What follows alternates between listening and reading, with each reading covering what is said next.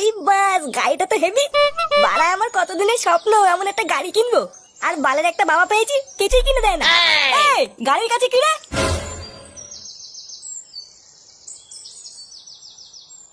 গাড়ির কাছে কি করছিস লেওড়া? সর বাড়া, সর দূরে সর। কেবল গাড়িটা কিনে নিয়ে আসলাম, এক্ষুনি ক্র্যাশ করে দিচ্ছিল। আরে চোদন লালটু, গলায় শোনার চেন, গায়ে জোকারের জামা, নতুন গাড়ি, তো তো চোদনই আলাদা। কোনো লটারি মটারি পেয়েছিস নাকি? হ্যাঁ লেওড়াই লালটু না, কোনো লটারি চোদন না, বুঝলি তো? কি বলছিস?